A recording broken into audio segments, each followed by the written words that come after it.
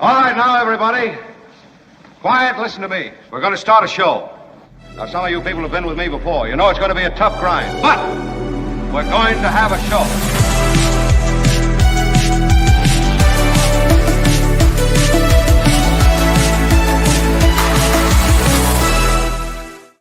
Thank you all. Oh, I'm overwhelmed by your recorded applause. It really does warm my heart, and your prayers. And I know there were many of you who did offer your prayers for my voice. What can I say? The power of the Lord, my friends. That's right. It's the power of the Lord. Yes. And, you know, when you got that many people praying for you, you know it's a kind of scattershot thing. It's a little like those venture capitalists where they put their money in a bunch of different investments and, you know, one of them's going to hit. When you got a lot of people praying for you, they're all praying to different lords, you know, and you know that one of those lords is going to hit. And that is exactly what's happened. My voice is back and I'm feeling great. Shout out to erythromycin, everybody. Come on, how about that? Get those antibiotics while you still can. I don't know what the future of healthcare in America is going to be in the days to come. What a great show you have happened upon. We are a live 2-hour show. We go from 2 to 4 in the East and 11 to 1 in the West. And today I've got one of my favorite writers who's coming on. In 30 minutes or so, you're going to meet someone who I have a mad crush on. I think she does incredible stuff. I love her writings. She did a podcast and I think still does a podcast. I've been a little, busy with some stuff and haven't had a chance to stay up on her podcast, but I'm sure she still does it, called Gaslit Nation. And her last book was insanely good, Hiding in Plain Sight. And her latest is spectacular. It's one of the best books I've read recently, and she'll be here to talk about it. Sarah Kendzior joins us bottom of the hour. And if you don't know her, and it's cool if you don't, this is your chance to meet her and your chance to be turned on to her great work. You will not be sorry that you have found this show today. Albert is back, and we are excited to have Albert back. He is the commissioner of Mark's Madness. We are in the middle of a Mark's Madness. I'd say it's a competition that is unlike any other. Wouldn't you, Commish? I mean, it's wide open. It's wide open. It's unpredictable this year. So there's a bunch of new drops, and it's all new. It feels fresh. A lot of the favorites have been taken out of competition. So now it's a little bit harder to pick winners.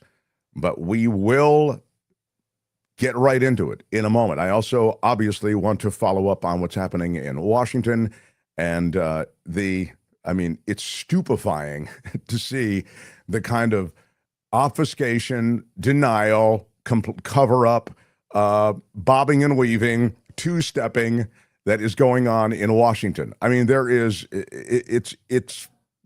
it's like a jitterbug competition, watching these people dance around what actually happened. And Albert will share with you, we've pulled a bunch of clips, and you'll see some of the testimony before Congress, which, by the way, and we were mentioning this yesterday, just happened to be scheduled at the same time that this controversy broke.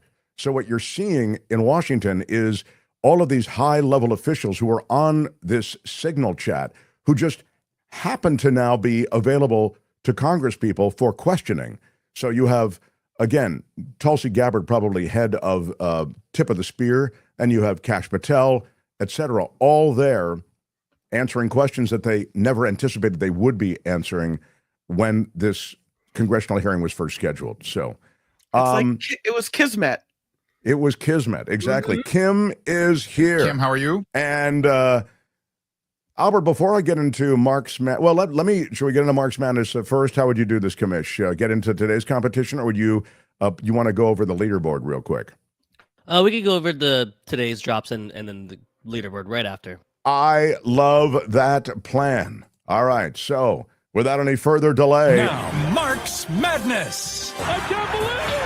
You are going to vote for one of these drops, and you do it in the post section of our YouTube channel, either Sayonara, sucker, or No, no, no. Oh, wait a minute. Those are so good. Wait a minute. You'll vote for either, No, no, no. or you'll vote for... Sayonara, sucker. All right, sayonara versus no, no, no. You've got till midnight tonight to vote in our YouTube channel. Now, a commish, as I look at the leaderboard, it is an interesting development because there's been one guy who has broken out ahead of everybody else. Yeah, there's still one perfect bracket that remains. Matt is the lone perfect bracket, followed by a bunch of people who are just off with only one incorrect pick. But so we've had 10. Some Yeah, I was just going to say we've notable had 10, people, right? 10 competitions. Yeah, 10 if you want to showdowns, what we just heard. There have been 10 offerings. Matt is 10-0.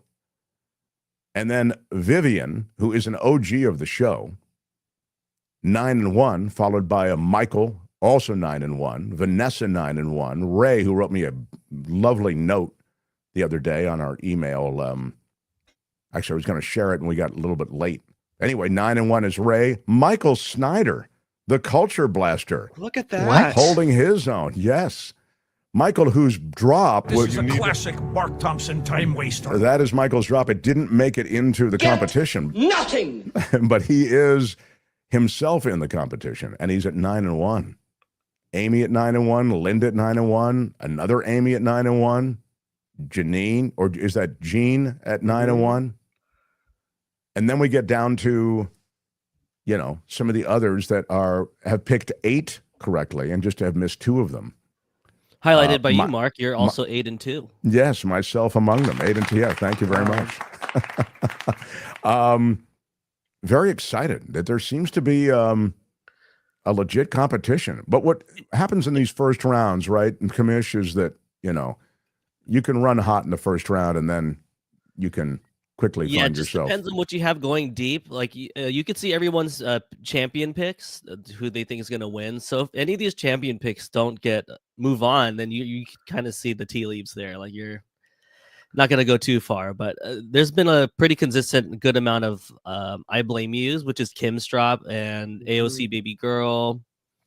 Yeah. But Matt right here, the perfect bracket has Bet My Lunch move winning it all. So I know that's great. He's picked something of a dark horse a little bit. I mean, a lot of people have picked I Blame You as I Blame You. Yeah, that has really been a popular pick to go all the way. And I know why. I mean, I think it may. And AOC's is the other. Girl, baby girl. Don't even play. So one of those two has been picked by a lot of people. But there are others who, went a different way. Look at Jean. She's 9-1, but Shame. And I thought Shame would go deep. Shame was knocked out in the first round. Well, maybe. It's too new. It's not played enough. It doesn't stick in your head yet. All right. Maybe. So I don't. All right. Poor chit. All right. Anyway, that's the story. Commish, do you have anything else to people vote in the post section of our YouTube channel, correct? Post section of the YouTube channel. If you don't know where to find that, just go on Mark's YouTube channel, or if you're subscribed to the show, just go in your subscription tab. It'll be there. Love it. All right, let's rock it. Here we go. The Mark Thompson Show. It is, before I get to, I like to start the show, as you know, we try to start in general with something that isn't related necessarily to the urgent news of the day, but we will get to the urgent news of the day in a few seconds. But this did jump out at me that this White House never missing an opportunity to make a couple of dollars along the way. And, they come from that world of branding and notoriety, and branding your notoriety and cashing in on your notoriety. And so it will come as no surprise to you, perhaps, that Melania Trump's stunning Christian Dior wedding dress is for sale on eBay, everybody. What? I know. Those who want it. I don't know. Is that her wedding dress? Are we sure? That is probably the best question that can be asked around this.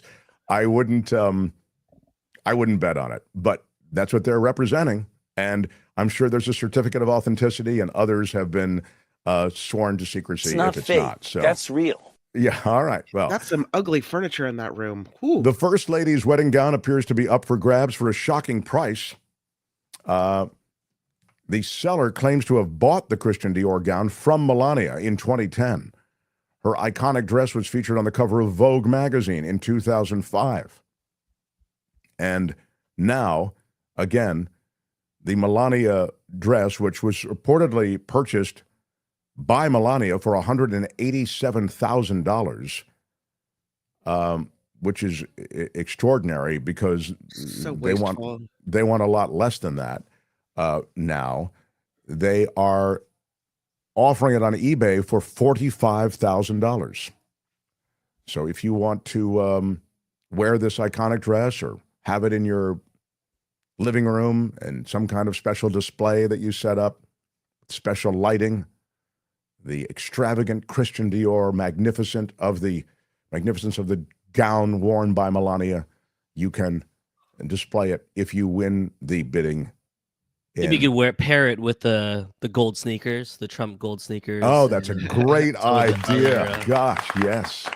Absolutely. You have to maybe wear the hat. If maybe there's another hat. They've got a lot of different kinds of hats, so it doesn't have to be the red one. I don't know. I No? don't buy it. I don't think so. I think she's saying that's not her dress. Oh, is that right? Yeah. Yeah. I don't know. I mean, you're right. It would go well with my Melania display, but No. I just I don't see it. Yeah. Well, anyway, it's on eBay, and there seems to be some questions as to the authenticity. But again, it's out there. If you've got the money, you've got the love for Melania and Christian Dior, give it a shot. The Mark Thompson Show. J.D. Vance is still going to Greenland, as you know. He, though, has changed his itinerary. Kim, with breaking news that the Vances will be avoiding angry Greenlanders by going where, Kim? To a military base. Yes, to a military base. Uh-huh. Sure. There you go. Yeah, they're going to visit a military base so they won't run into people that are really upset with them. Go where you're loved. Go Yeah. where you're loved. Right. It's not at all aggressive to it's smack called- talk Greenland and then go visit. Yeah, It's going to called visit. U.S. Space Force Outpost at Pituffik. Oh. Yeah, it's the U.S. Space Force Outpost on the coast of Greenland. Well, it's lovely at the Space Force outpost this Yeah. time of year. So I'm really understanding why they would do that. So that's the story on the Vances. And The Mark Thompson Show. now to the controversy of the moment, which I think really points up something that we've known for some time, which is that the administration in Washington is populated by loyalists, fiercely loyal to the President of the United States, and who wouldn't be? Our Lord and Savior, Donald J. Trump. But the problem with loyalists is once you make that the priority, then competence takes the back seat, if competence is even in the car at all. And what we see in this latest controversy is you see utter incompetence, and you also see, I think, a system that is populated by incompetents who do incompetent things. The scary part of that is that could back you into some really nasty stuff. Just because people are, oh gosh, I didn't realize, I thought, and then they deny, and then they explain, and then they deny some more, and that's what we'll share a little bit with you in a moment. The other thing I would say optimistically is that optimistically, one could say, well, one of the great things about this administration is that they are utter incompetence. They do things so sloppily, so carelessly, so recklessly, that may save us from real trouble. I, of course, because I'm a pessimist, I'd like to think of myself as a realist, but just it seems like the pessimist pays off a lot. That is to say, having a pessimistic view seems to be accurate, especially when you're handicapping these guys. I would say it could get us into more trouble than it'll keep us out of, but that's to be debated another time. This is the I blame you administration, says Amy B. That is so I blame true. you. Wow, No, that is I blame absolutely you. right. I blame you. Yes. No, I blame you. No. So we'll take you through a bit of this. And this Signal controversy where you have top administration officials all meeting on Signal, this was first denied by Pete Hegseth. Go ahead, Albert. You share how your information about war plans against the Houthis in Yemen was shared with a journalist in The Atlantic, and were those details classified? You're talking about a deceitful and highly discredited so-called journalist who's made a profession of peddling hoaxes time and time again, to include the hoaxes of Russia, or the fine people on both sides hoax, or suckers and losers hoax. So this is the guy that peddles in garbage. This is what he does. Why were those details shared on Signal, and how did you learn that a journalist was privy to the targets, the types of weapons? Yeah. So he goes after the journalist and he says it's all BS. And because that journalist is a known liar, discredited, of course, it's just the opposite. This guy's I think, a well-respected journalist in the main. I mean, I don't know. You could probably go through a lot of journalists' history, and you can go certainly with Goldberg, find areas where you'd go, I don't know, that was questionable. I wouldn't have done that, or I might have reported that differently. But I don't think you can call him a, widely discredited journalist. I don't think he's that. But that was just the beginning. Then obviously, once Hegseth realizes that this is real to the point that he can't deny it because it's actually been acknowledged as real by the administration, then everything begins to fall apart, right? You need to blame someone, and you need to pursue what is essentially in the beginning another one of our drops. We could try ignoring it, sir, which is really what happened. In the first 24 hours, you couldn't find any reference to it on Fox News Channel. Okay, there was no, it was extraordinary. This is one of the biggest scandals to hit the national security area of the U.S. I mean, that is to say, this breach was so substantial, far more substantial, for example, than Hillary Clinton. The Hillary Clinton thing, which they dined out on for 4 years, lock her up. That was all about her having a private server. And I'm not endorsing that. I'm not saying that she was right to do that. But what I am saying is that it's utter hypocrisy and almost comical the way they ignored it initially. We could try ignoring it, sir. They tried ignoring it, and it didn't work out so well. Now they're still pursuing, it seems, kind of a general playing it down kind of disposition toward it. Although Pete Hegseth is being sued over this. A watchdog group has launched the first lawsuit over the Trump administration use of Signal to discuss these war plans. Now, how can they do that? It's because of something else that we mentioned, was it yesterday or the day before? These are public records that have to be recorded. When you're discussing war plans, it seems as though it's the kind of thing that you might just do in a hushed room that no one will ever know about. But that's not the way the American system is set up. We, the people, have to have a record of these things. And that doesn't mean it's public right away, but it means that the record exists. So at some point, just like the JFK files were just released, et cetera, it is there. And so Hegseth is being sued because of the use of Signal. Since you can't have any record keeping, it's clearly something they do all the time. They must use this all the time. I mean, Kushner was on WhatsApp with MBS, from Saudi Arabia all the time. So that is what the nature of the lawsuit is, essentially. Now to the blame, and to the guy who set the whole thing up, Mike Waltz, and he was on with Laura Ingraham. Here's a little piece of how that went. Joining us now, one of the principals who was on that Signal chat, National Security Advisor Mike Waltz. Advisor Waltz, thank you for joining us tonight. The president expressed complete confidence in you today and his entire cabinet. But how did a Trump-hating editor of The Atlantic end up on your Signal chat? Laura, I'm not a conspiracy theorist, but of all the people out there, somehow this guy who has lied about the president, who has lied to Gold Star families, lied to their attorneys, and gone to Russia hoax, gone to just all kinds of links to lie and smear the president of the United States. And he's the one that somehow gets on somebody's contact and then gets sucked into this group. Is someone in your intel? Is someone in your intel team trying to cause trouble here? Because that's the scuttlebutt out there. Look, that we have people. We have people. No, look, this is a great group. The president has a great team. This is not first. No, term. your team. I'm not talking about the other principals. No. These were principals and a couple of staff that were coordinating, as you saw, having a policy discussion as we went forward, and then just in the days before, what was an incredible strike. Not only did we take out people that the Biden team never could, that we took out headquarters, missile caches, and actually one of the leaders of the Houthi organization, we've since taken out several since.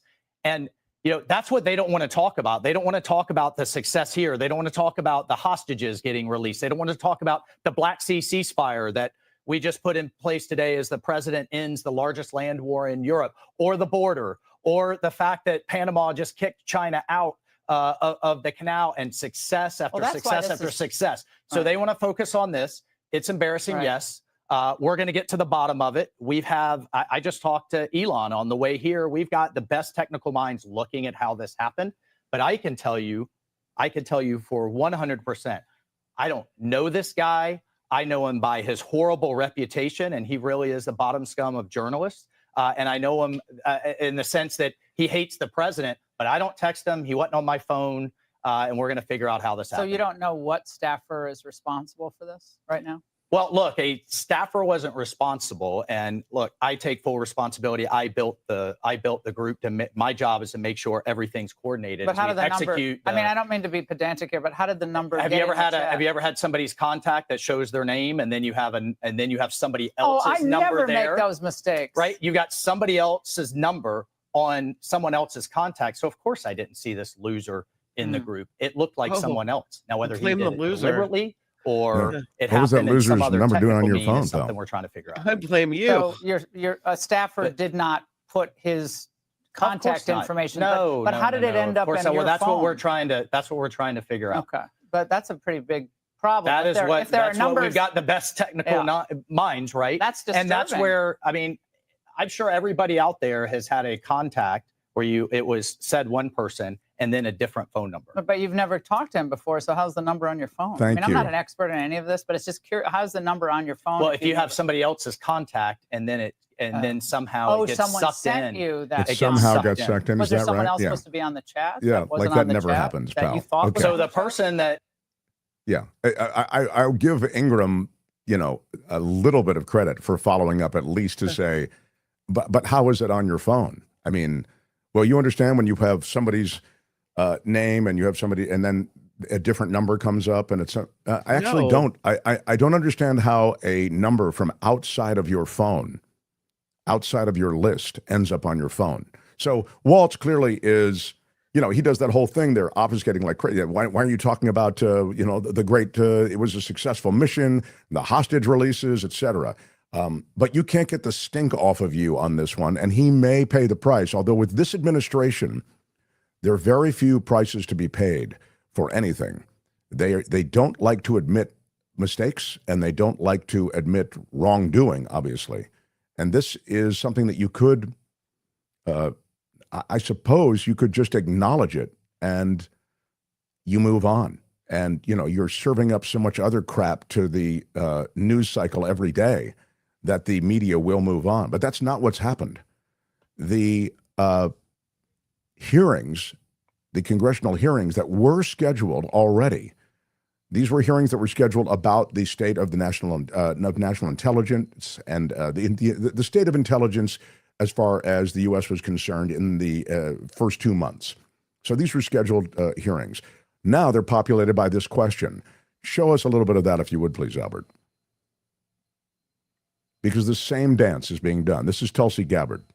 That less than 2 weeks ago, you were on a Signal chat that had all of this information about F-18s and MQ-9 Reapers and targets on strike, and you in that 2-week period simply forgot that was there. That's your testimony? My testimony is I did not recall the exact details of what was included there. That was not your testimony. Your testimony was that you were not aware of anything related to weapons packages, targets, and timing. Ranking member, my answer yesterday was based on my recollection or the lack thereof on the details that were posted there. I was not, and what was shared today reflects the fact that I was not directly involved with that part of the Signal chat and replied at the end reflecting the effects, the very brief effects that the National Security Advisor had shared. So it's your testimony that less than 2 weeks ago, you were on a Signal chat that had all of this information about F-18s and MQ-9 Reapers and targets on strike, and you in that 2-week period simply forgot that that was there. That's your testimony? My testimony is I did not recall the exact details of what was included there. That was not your nobody touched Stonewalls like Tulsi Gabbard. Anything related to weapons packages, targets, and She timing. is, that's it, Albert. Thank you. And there was one other moment I thought from the hearings that was worth, there are a lot of moments actually, and I thought it was, educational from the standpoint of just their strategy. Kash Patel, of course, he's really a trash talker, and I thought was aggressive in his responses. It was similar to his confirmation hearing. But do we have one other clip? Albert, I'm forgetting now. I gave you some. Here's another one real quick from the hearing, and then I'll bring Sarah on. Thank you, Mr. Chairman. So I want to make a few things clear before we move on to other questions regarding the Signal chat. Director Gabbard, yesterday before the Senate Intelligence Committee, specifically when answering Senator Kelly, you repeatedly said you did not recall any discussion in the Houthi PC small group discussing operational details, strike targets, the type of vehicles and military units involved, or the timing and order of strikes. Do you stand by your testimony from yesterday that you do not recall any of the discussions regarding this type of classified information? Yes or no? My response in the Senate yesterday, yes, I stand by that response. Obviously, the release of the screenshots that came from that chat group today were a refresher on what happened. As I said earlier, I was not involved with that portion of the chat, so it did not come to my recollection yesterday. Thank you. So I take that as you stand by your do not recall yesterday stance when you're asked those questions. Thank you. I'm good with that, Albert. The fact is, of course, this denial and series of denials has led to the fact that they've had to now release the Atlantic. Goldberg's released a bunch of screenshots that reflect the fact that they actually discussed the operations in some detail with timing. So the pattern of denial and lies is really being thrown off by the fact that, the truth is now being released on some level. So last thing, I want to bring on one of my favorite writers in a moment, but last thing, give me a little bit from what we grabbed this morning, I think, Albert. There's another video with Goldberg's latest. He just released some of the specifics to really push back on this narrative that, hey, look, there was nothing to see here. I get it. It was on Signal, but there was nothing really specific about this attack or anything that would, leave the U.S. vulnerable, even if there was an adversary listening in. Go ahead, Albert. He writes in part this: the statements by Hegseth, Gabbard, Ratcliffe, and Trump, combined with the assertions made by numerous administration officials that we are lying about the context of the Signal texts, have led us to believe that people should see the texts in order to reach their own conclusions. And then laid out in this latest piece, which broke just now in The Atlantic, Jonathan Lemire, everyone can see the text for themselves. Yeah, the screenshots of the text are included in this piece that Jeffrey Goldberg and Shane Harris just posted on The Atlantic's website. We'll go through a little bit of it now. The White House, as you just mentioned, has insisted time and again, two things: that nothing in here was classified and that no war plans were included. Well, as Jeffrey and Shane write, take a look for yourself. I'll read a little bit of it here. These are texts from Pete Hegseth, the Secretary of Defense, talking about at 11:44 Eastern that day, weather is favorable. Just confirmed with CENTCOM, we're a go for mission launch. 12:15 texts in this chat, F-18s launch. declares this the first strike package. At 1:45, talks about how the trigger-based strike window begins. Target terrorist is at known location. Here we are here, second strike at 15:36, more to follow. We're currently clean on OPSEC. Of course, Secretary of Defense declares they're clean on OPSEC in a text chain read by the editor of The Atlantic, who was inadvertently added to that group. And we'll note a short time later, we have further updates from Michael Waltz, the National Security Advisor, who talks about how the target has been hit, declaring positive identifications. So these would seem to me, the very definition of attack plans. And I've already talked to a former Pentagon official who says, reading these screenshots hurriedly, of course, everything in here would be classified. And leading up to that. There you go. Enough. Look, the point is made. This is classified stuff. There's operational detail that is being communicated on Signal, and still there's the stonewall, there's the blame, there's the stonewall. Goldberg is a widely discredited this, blah, blah, blah. It is, they confirmed it, though. They confirmed it. Right. That this is legitimate. So I don't know why they're trying to say it's a hoax or that it's somehow not true or blame the journalists that they added or blame Signal that they are using and saying it's safe, but obviously it's not safe if they're saying it was hacked. So come on, you can't have the incompetence that produced this entire scenario for them is reflected in the incompetence of their denials. They have handled this incompetently on both ends, both their communication on Signal, which was clearly done out of convenience. They must do it all the time. And also their handling of the situation once it's gone public. They first say that the reporter's, full of it. That's what Pete Hegseth was saying. He's widely discredited. This is a non-story. This is nothing. This didn't happen. Then, it did happen, but nothing operational actually was released in all of this, so it wouldn't have mattered. And then, actually, there is some operational stuff in there, and we're getting to the bottom of it, and I don't know who added this reporter, but it wasn't me. It was something in my iPhone. That's what Mike Waltz said to Laura Ingraham last night. So this is to be continued, but that's the state of the state right now on this. And these guys, they can't get out of their own way. It's crazy. So we continue. The Mark Thompson Show. I yield to no one in my respect for our next guest. I was so excited to read her last book. In fact, I think I have her last book here, Hiding in Plain Sight. She is a brilliant writer, and I was talking to Mankiewicz last night. Mankiewicz is from a political family. It's always interesting to talk to him about politics. And I mentioned that I was having Sarah Kendzior on, and he said, oh my God, you and she have the exact same outlook, which is that, but I think her research and her brilliant reporting and writing puts her in a different class. But the way she brings forward the rising autocracy and where this nation is right now is truly unique to her. And so her latest, it's really exciting to read this. I must tell you, this book is significant. It's called The Last American Roadtrip, and it goes on sale, I think, on the 1st. I got a PDF copy, and I found it not only powerful from the standpoint of the message regarding politics and where America is right now, but I found it emotionally powerful. I mean, really, I was moved by this book in several instances.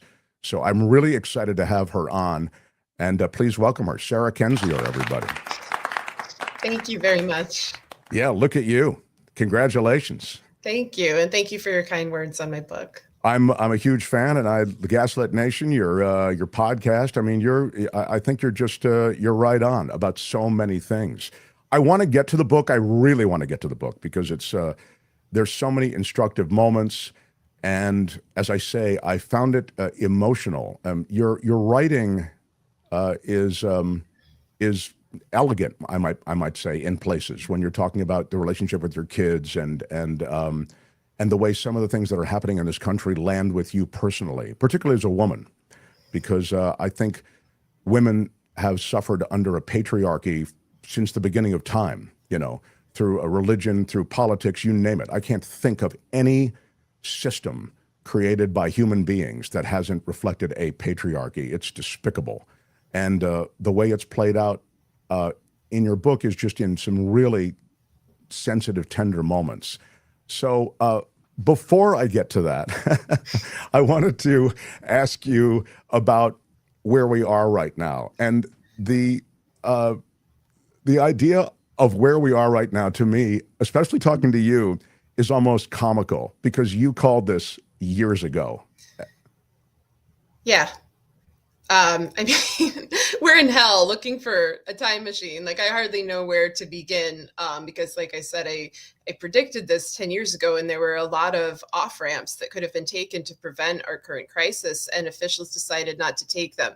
So we really have two things. We have, as I said, a decade ago, a transnational crime syndicate masquerading as a government, and we have corrupt and rotted institutions that have allowed this government to gain strength, to return, in fact, for a second term.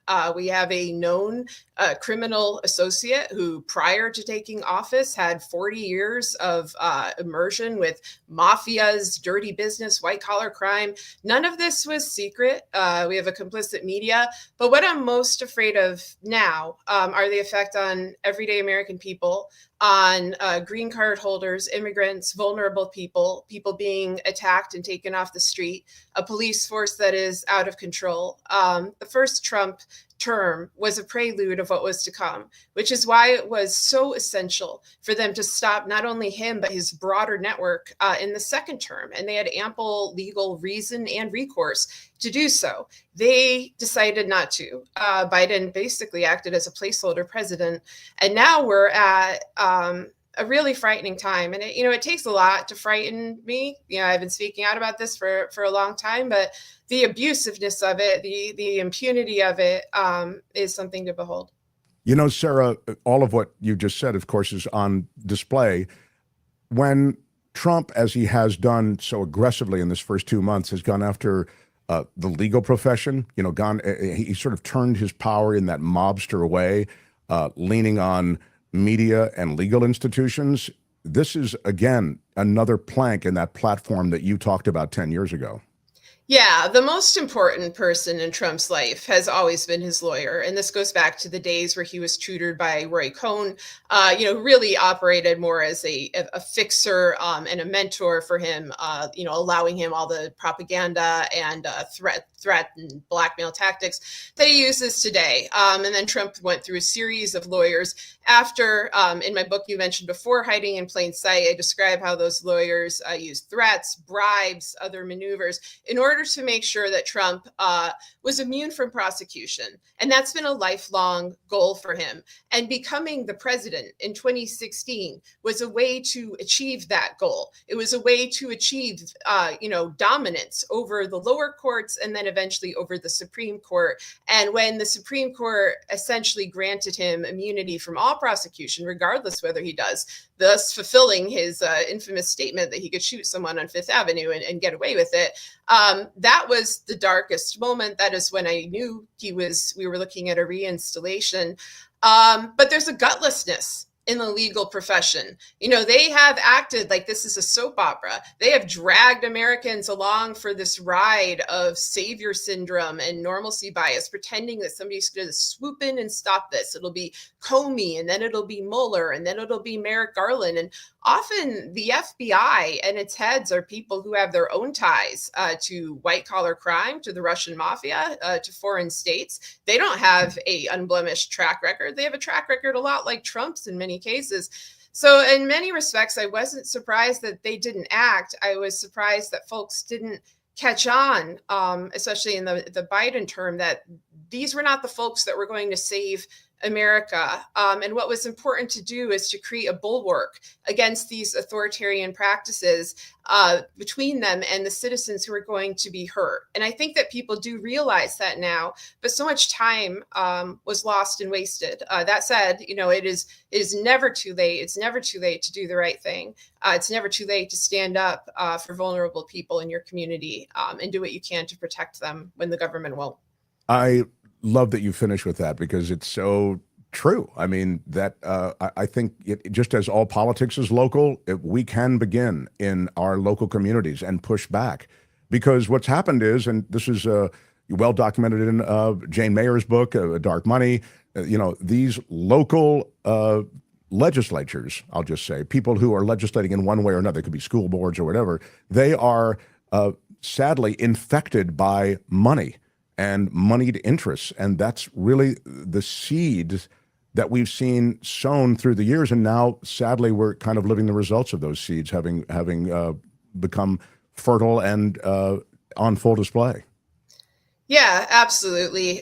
We're at the culmination of a plan that was put into place before I was born and that I certainly grew up with as a child of the Reagan 80s. This is a long-term right-wing plan, by think tanks like the Heritage Foundation and so forth, that intersected with a form of organized crime that had basically streamlined itself into institutions, into a kind of veneer of respectability, therefore allowing the two to merge. On top of that, you have white supremacist groups, you have militias, you have kind of the worst of all worlds, and they are working together to try to not just end American democracy, by which I mean the power of the people, the literal etymology of the word, but to end America.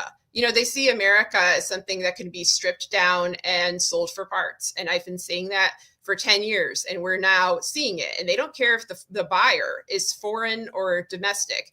And the addition of people like Elon Musk, these tech oligarchs, makes this so much more dangerous because of the amount of control that they have in our everyday lives that they certainly didn't have a decade ago. We have so many situations that require you to use a smartphone, use a QR code, use the technology that they provided, and therefore put yourself in the line of fire. And so modern day fascists or aspiring fascists, they don't need to rely on 20th century methods. They may share 20th century or, really like 18th century views, but, they don't need to rely on these old ways of doing things. They have the whole world's information at their fingertips, which is why I see this as a moral struggle and kind of a spiritual struggle above all else. It's to not surrender your soul, not give up on other people's humanity, not treat other people's humanity as negotiable, not lose your empathy. That's what they're really after, because those are some of the few things that they can never control. You can only surrender them. They can't take them from you. And so that's what I'm encouraging folks to do as they come for your material possessions, your job opportunities, and so forth. They can't take away who you are inside. Yes, and you Russ Vought and those involved in Project 2025, he perhaps is ahead of that parade. He talked about the fact that he wants to make life miserable for government employees. He wants them to hate going to the office. And you so correctly identified these tech bros who have moved into a position of immense power and who have recklessly decapitated so much of government. And that's part of the idea. They want to dismantle government. Isn't that right, Sarah? Yeah, absolutely. And they want to do it in a way that is hateful, cruel, and reckless. Because to a certain extent, I think there are institutions that need to be either eliminated or just severely reformed. And I would put ICE, the Department of Homeland Security, the FBI, the DOJ, all within that. The way that Trump and his cohort want to do this isn't by, making them more accountable to the people or more transparent, with the possible exception of those signal texts. They want, their own Gestapo. They're mad that these institutions are not loyal on an individual basis to Trump and his cohort enough. They just want a personal army of spies. They don't want them to do their actual job of protecting people from, say, terrorists or militias or other kind of groups. I've had many criticisms of these institutions. One of my main ones is that they didn't do anything about Donald Trump, despite having ample evidence and having done ample investigation. That said, what he wants to do them is even worse. Yeah, they engineered a coup against America, and somehow still he walks with, it's remarkable, isn't it? Yeah, we are the first country in history to have a unpunished coup and then have the leader of that coup come back and regain power. This has never happened. I mean, you can look at Nazi Germany, but Hitler went to prison in between his putsch and his presidency. He was actually punished in the interim. Trump was not punished. He immediately began launching his next campaign. The DOJ did nothing to really investigate him. They just looked at low-level offenders, did nothing to look at the money behind it, at the power brokers behind it, or at Trump. The courts are compromised. They were compromised during Trump's first term, which which everyone should have anticipated. They should have had a strategy in hand going into Biden's term. And so now, you could look at Brazil, you could look at Germany, you could look at other countries where recently a coup was attempted, and you see that the leader of that coup was punished as they should be. You could look at South Korea, ousting their own president. And instead, we have the situation where they had, proof. You have Trump on many occasions confessing his crimes, whether on the phone to Georgia officials asking for more votes or on TV to Lester Holt saying he'd committed obstruction of justice. This new thing that you were just talking about, the signal text, is just the latest of him doing something illegal in plain sight, because he doesn't care about being caught. He cares about being punished. And no one has had the guts to punish this man and his cohort. And the answer of why that has been consistently true over the nearly 80 years of his life, and, in terms of DOJ investigations, they go back to 1973. That's a question people should be asking in a much more serious way, instead of just sort of shrugging and being like, oh, that's the way it goes, because it requires incredible complicity in addition to incredible cowardice.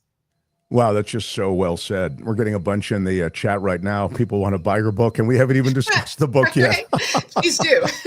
Buy all the books before they're unavailable. Sarah has got a body of work that is so impressive, as those many of you already know. All right, now I'll get to the book, but I feel like we've left a bunch on the back burner, maybe for another day. You go on a road trip with your kids and your husband, and this is a series of road trips, I guess. But it's first of all, I tell you, I read it and I thought, my God, I wish my folks had done what these people are doing with their kids. I mean, I don't mean to live in that place where the grass always looks greener, but I came from a super academic family. I mean, and they knew a lot. I mean, a super lot. My dad was a lecturer and constitutional lawyer, and wrote a constitutional amendment, et cetera. I mean, really like big stuff. But we didn't get out of the city much. You know what I mean? I feel like I languished there somehow in the city, and I just thought, wow, you brought your kids out, but you not only took them to places where they could, swim and climb, but you wove this history in. As you took them to all these places, and even disturbing as the history was, you still shared it with them, even though you kind of tried to soften the edges as you explained what was going on. I don't know where to begin, but that's the overview. Missouri is where you're from, and Missouri, as it turns out, is a real key player in your book as well. Yeah, absolutely. Missouri's in the center of the country, and these road trips that we took between 2016 and 2024, just when my kids were on school break or during summers, we're regular people. We can't take off a year in a van like I would love to. We're all taken from Missouri and all going in different directions. And so that means even if our destination was something famous, like say Glacier National Park in Montana, we stopped at everything along the way. And so you could watch the American landscape change. You can watch all these different little communities, small towns, big cities, people of different, races, religions, backgrounds, Native American reservations, the whole thing. And that part on the road was some of the most meaningful experience for me, not just where we were going, but how we were getting there. The little things you notice in gas stations along the way, these little opportunities to teach my children about what life here was like. And as they got older, they were 5 and 9 when we began doing this, and they were 13 and 16 when we, sort of stopped, and we were still doing it. But when the book stops, I became more frank about corruption and about really horrific acts. But, one thing that's nice about being on the road with a child is that they'll ask these really wide-eyed, honest questions, and they force an adult to see things in a different way. I think sometimes a clearer way, a less cynical way, but also a way that really highlights what is right and what is wrong. There's no prevaricating. There's no this sort of like, oh, that's just the way things were. When you hear about something like slavery or Native American genocide, they have a stark, strong moral reaction to that, which I also have, and I preserve. But I wish more adults did. And it pains me that in the time since we started doing that, there's been so much censorship in schools and such an attempt to try to retell the history of America, which is both a beautiful place and a place full of, sinful acts and tragedy. It can be both at the same time. That's the struggle, is that you love it, but you're also loving something that's committed evil acts, and to kind of reconcile that and also kind of teach your children about it, it's tough. And I think one of the best ways is for them to just see it for themselves through their own eyes, not through me lecturing them or anything like that, but just make up their own minds about it. And I, encourage everyone, while you have the opportunity to just go out and see things firsthand. Don't accept the stereotypes, don't accept the generalizations about different parts of this country, including Missouri. Yes, and your description of things to them, as you say, it's not in lecture form. It responds to their questions. Or there's a part of the book, as I recall, where you're talking about, I think your son was watching Godzilla, maybe, was it? Yeah. Yeah. And the story of Godzilla, I guess, is, like Godzilla got to be Godzilla because it was a nuclear thing, right? Yes. Yeah. Which led to us going to Los Alamos to see the J. Robert Oppenheimer Museum, and all of that. I believe the way my son phrased the question was, because he was about 6, was, did Blade Robert Oppenheimer feel bad for creating Godzilla? So, there's so many things that are wrong there. But at the same time, he kind of got at the heart of this issue. And this was all before the Oppenheimer movie was made. I wrote this beforehand, wondering if readers would know who this guy was. And then I'm like, oh my God, they're definitely gonna know now. My son sure knows. But yeah, it's that kind of thing where a child's view crosses into an adult, very dark reality. And you kind of have to figure out as a parent, how to deal with that. And you go you go to all these fun places, right? They are kids, Oh, sure. And you, well, even within your state of Missouri, I mean, I just feel like Missouri is like really almost a character in your book. But when you take your kids to Florida, isn't there a part where you go, and we're going to Florida, and they go, we can't get to Florida from here. Florida's just too far. And you say, well, hang on, we're going to get there. And where is Florida? Yeah, Florida is a population 0 town in Missouri. It is the birthplace of Mark Twain. This was during the pandemic in the very early months in 2020, where we weren't really supposed to go anywhere. And originally we had planned to go to Florida, and we canceled that trip. And so, I felt really bad for the kids. And so we drove around Missouri to all these towns that had, names like Louisiana, Florida, and so forth. They were very disappointed at what they found. But we did have a really beautiful experience in Florida, Missouri, population 0, because we had the place to ourselves. The Milky Way was visible. There's a lot of subtle beauty in America. There's a lot of stuff I think folks take for granted, or stuff we've lost pretty recently, like just the ability to see the Milky Way, which, I didn't see that myself until I was 40 years old. And then as soon as I did, I cried, because I regretted not having seen it before. And now every opportunity I can, I try to, because it's such a special thing. And I'm glad that my kids got to see it young. But yeah, there's a lot of that kind of on the fly parenting, where you just do what you can with a bad situation. It works so well. And this is where I just felt like I had this sort of wistful sense where you would take your kids on a canoe trip under the supermoon, and you just seem to go out, you rock climb and wherever. I can't remember exactly where it was, but it was emotional. I found it very moving. But one of the moving parts, and I only have another couple of minutes, but I'm so grateful for you spending a couple of minutes with us, because I've been such a fan for so long. But when Roe v. Wade was overturned, you reflect on this in the book, and it hit you emotionally, and I thought it was a powerful moment. Yeah, this is the first time I've ever written about this, about Roe v. Wade. I live in Missouri, and we were the first state to lose our rights after the overturning, because we had a trigger law that automatically overturned it. And it hit me a lot harder than I thought it would, to watch my bodily autonomy be signed away, to watch my son have more rights than my daughter. My daughter's 14 at the time, to think about her future, to think about the future of all women in Missouri. And and in Texas and in all the other states where this happened.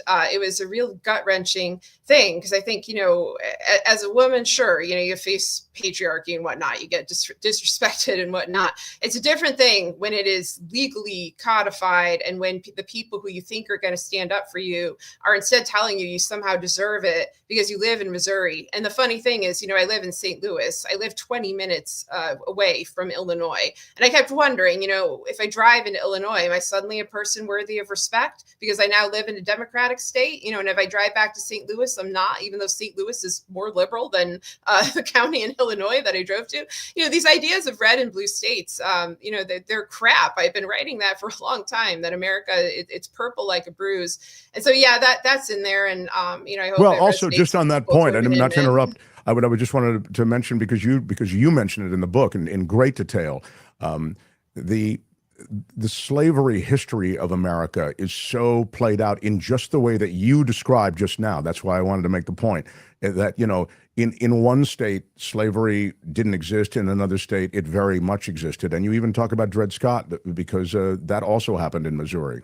Yeah, absolutely. And it also happened because of a Supreme Court decision. And back then, everyone said, oh, the court won't do that, just like they said about Roe versus Wade. And so, history repeats itself. And when you don't listen to the people who are in the line of fire, which back, in the 1830s through 50s would be abolitionists and obviously enslaved Black Americans, then you're not going to be prepared for the lengths of cruelty to which officials will go. Women had been saying this was going to happen for a very long time, and we were dismissed as hysterical, notably that word. And so, yeah, Missouri has always been this battleground. It's a historic battleground, I think, for the soul of this country. And so living here, you get kind of this firsthand early look view at what is to come down the line. And that's reflected, I think, in all of my work, but I guess particularly in this one. And the last thing I would say is just, I love the way that you talk about Native Americans, because the history of Native Americans has been literally steamrolled, and it's a horrible thing. And there are a couple of moments in your book where you really speak to sort of the irony, the way that there is a commercialization of Native Americans, even as Native Americans died in the death marches that were forced upon them. I don't mean, again, it's sounding very down the way I say it. It was very powerful in the book. The book it's emotional. It's a mix of emotions. It's not a total downer, but there are these moments that punctuate all your stuff. And I thought the Native American stuff really hit me hard also. Oh, thank you. I mean, one thing I wanted to really drive home is that these are living communities. If you visit the Four Corners, if you visit Oklahoma, these are communities that are active now. I think a lot of Americans are falsely sort of taught to think of Native Americans as, people of the past, whereas, they are vocally, very upset about a lot of the erasure of them from history books, websites, veterans groups, et cetera, happening now. I think it's important for all Americans to respect that this is an ongoing struggle for them. Their struggle never ended. And I think there's a lot to learn from their history as well. And it is with that I would finish by just asking you about, and you've noted it even in this conversation, the future. I mean, the future of education as it's erased so much of American history. This clearly is the agenda in such an aggressive way. I mean, they're now doing it with AI and making all kinds of mistakes, like Enola Gay has been erased from history because the word gay is in there. It's looking for anything that refers to women. These AI programs are doing exactly this. And it seems to fly in the face of what a healthy nation would do, which is to, like what Germany's done. I mean, if you go to Germany, they not only know all about what Nazism was, there are a bunch of monuments and historical museums to understand it further, we seem to be going in the opposite direction. Yeah, what they're doing is shameful. And I think people just need to train themselves, just like people do in authoritarian states, to disregard the official narrative of the government as crap. Everybody I know, I used to study Uzbekistan. They just knew that what they were being told was untrue, but that there is a real national culture. And I think the reason the Trump administration goes so hard over what they call DEI isn't just because there's a history of oppression and abuse by the state there, but because the contributions of Black American Americans, Native Americans, other groups that have been oppressed are so enormous. Our music, our culture, our food.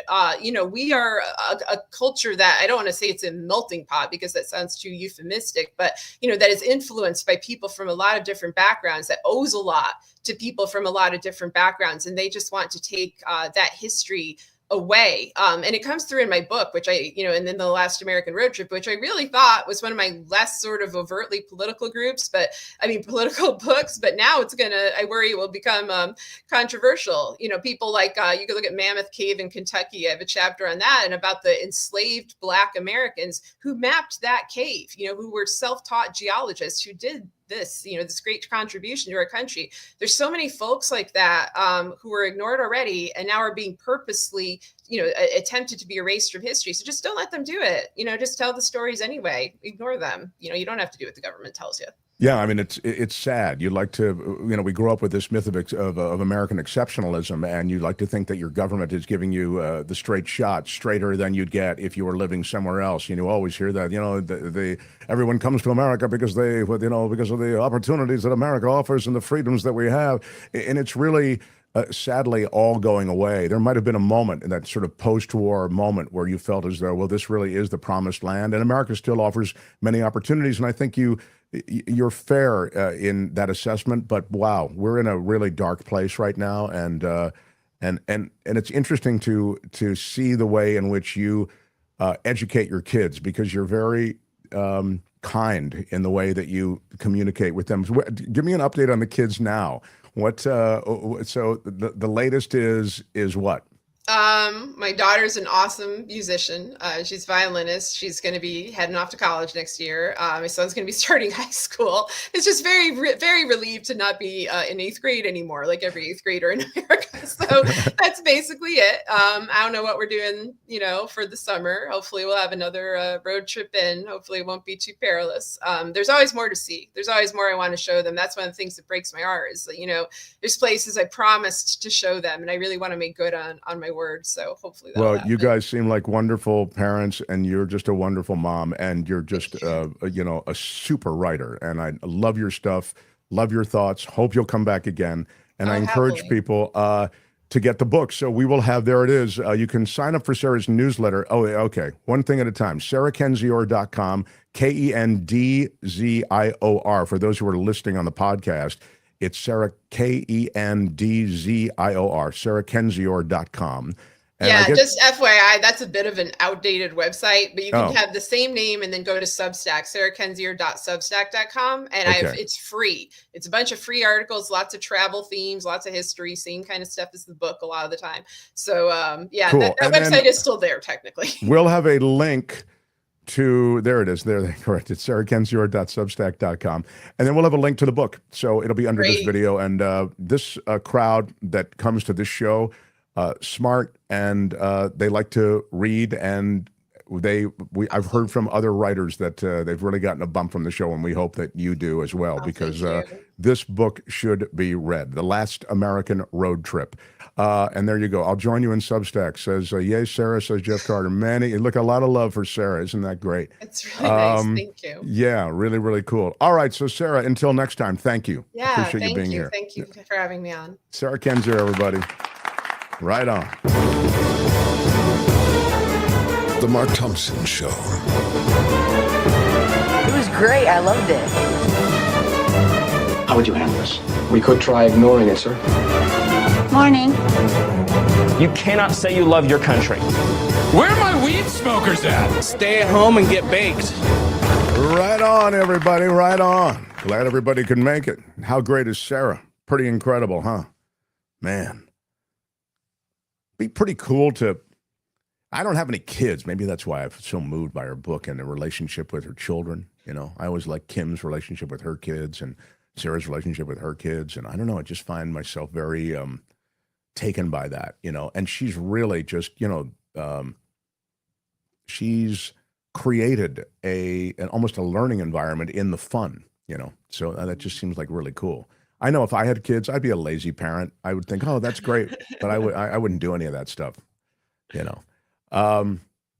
Anyway, I wanted to ask you, Albert, don't I have to begin a second showdown in Mark's Madness.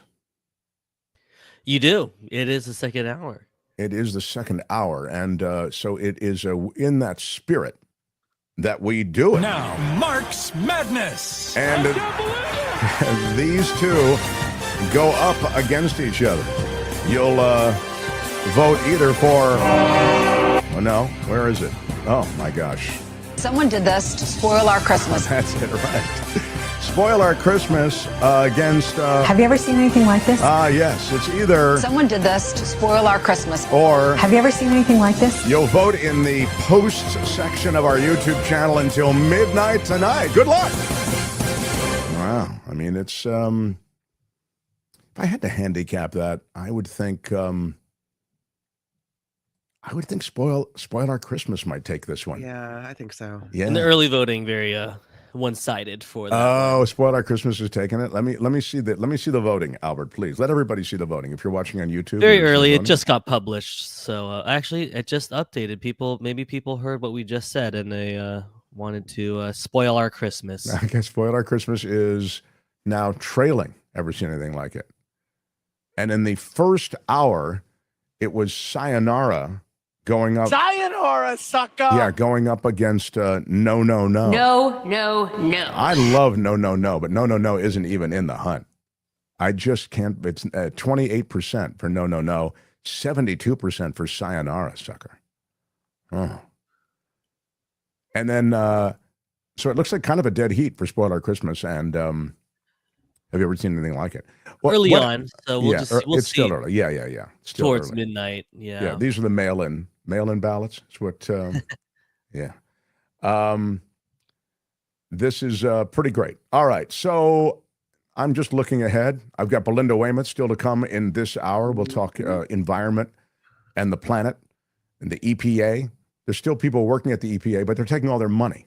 So really, the reality is something quite different in terms of what you'll get from the EPA. In fact, they have an expressed different mission statement. So that will change things as well. But I was talking earlier about the signal communications, but there are other things going on in Washington. And just one thing I'll mention is the Social Security nominee, the guy who President Trump has chosen to run the Social Security Administration, Frank Bisignano. He testified under oath at his confirmation hearing, this was just yesterday, that he had no contact with Elon Musk and the cost-cutting team that is directing a major downsizing of the Social Security Administration, among other agencies in Washington, right? So he said, I haven't talked to Elon Musk. But Senator Ron Wyden from Oregon, he's the top Democrat on the Senate Finance Committee, says that's just not true. He has heard from senior Social Security officials who recently left the agency. This is the problem when you fire everybody. They begin to talk. And they are saying in detailed statements that there were numerous contacts Mr. Bisignano made with the agency since his nomination. Frequent conversations with senior executives as well. Bisignano personally appointed this guy, Michael Russo, the chief information officer, who's leading Musk's U.S. DOGE service team at Social Security, and those two speak frequently about agency operations.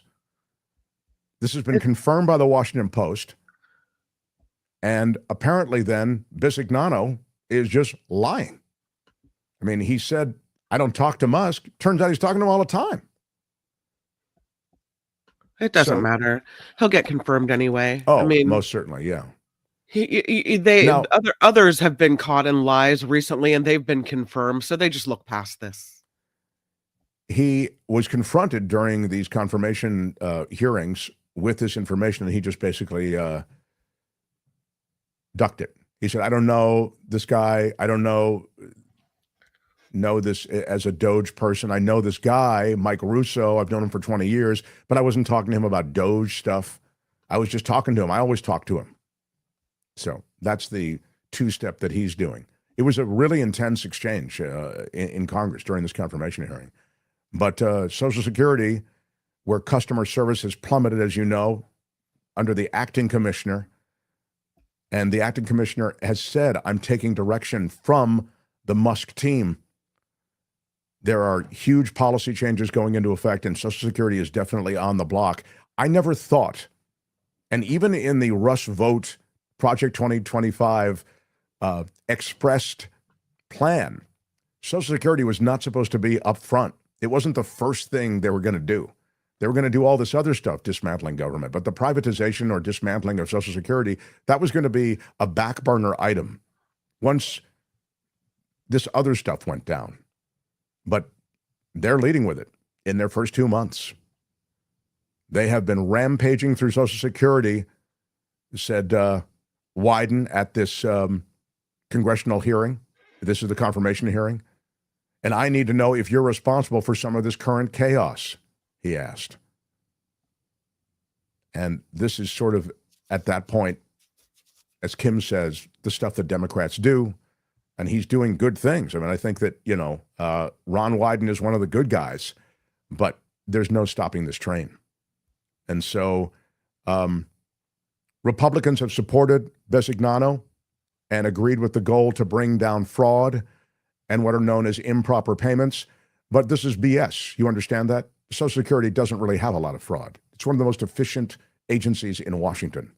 And yet they're going after it with lies. I mean, the idea that they're paying a bunch of money to people who are 300 years old, 150 years old, that was all a lie, widely debunked. We debunked it here day after day after day.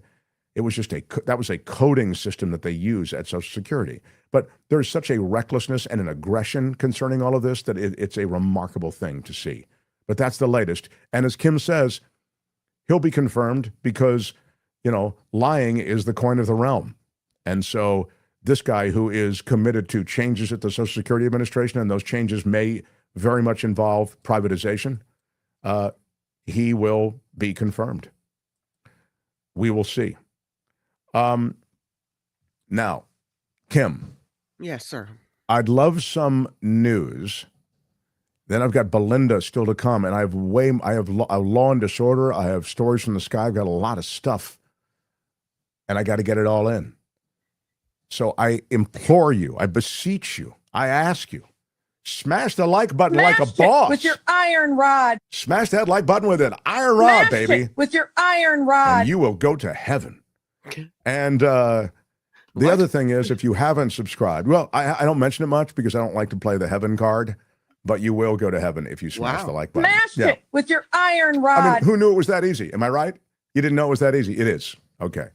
And the other thing I would mention is that subscribing to the show is free, and we'd love for you to subscribe. If you're just passing through, please subscribe. You don't have to watch every day. You don't have to listen every day. We're a live show, 2 to 4 in the East, 11 a.m. to 1 p.m. in the West, and we try to provide you interesting conversation, interesting guests, a dynamic that you don't get elsewhere. And if you are lucky, I'm not saying I'm going to do this today, I will bless you with the rod of equity and mercy. What? I know. I don't want to. I have not. Now, am I right, Kim? Albert, it's been months since It's been a while. Yeah. I have not taken the rod of equity and mercy out from its protective covering. As you know, it's in a climate-controlled, I guess I'd call it a cabinet, and then it's in a sheath that keeps it from the elements even further. I may break it out. Yes, I'm breaking out. I know you're making fun. That's not You're fake. making fun. That's real. Exactly. Man from the West 420 says, your rod? Where are my weed smokers at? Yes, where are my 420ers?